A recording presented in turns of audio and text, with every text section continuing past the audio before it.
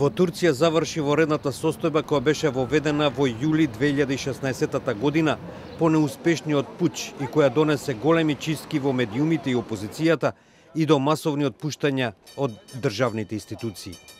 За време на воредната состојба, според некои податоци, над 110.000 луѓе биле отпуштени од работа, додека околу 1.500 главно војници и новинари се осудени на доживотен затвор.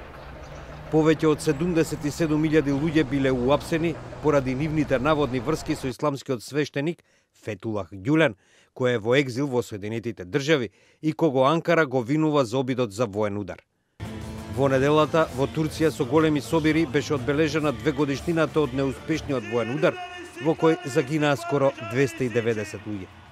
Председателот Реджеп Тајип Ердоган, кој победи на председателските избори во минатиот месец и положи свечена заклетва на 9 јули, под новиот извршен владин систем кој ја концентрира власта во рацете на председателот, им се обрати на десетици илјади луѓе кои се собраа на мостот во Истанбул, кој е преименуван во 15 јули мост на маченици.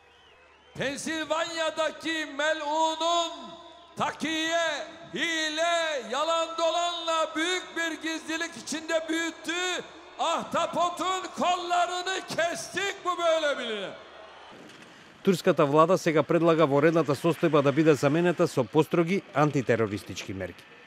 Парламентот деновиве треба да разгледа неколку закони што ги предложи владата, а со кои на властите ќе им биде дозволено да продолжат со масовните отпуштања на државните службеници и да задржуваат осомничени во притвор до 12 денови.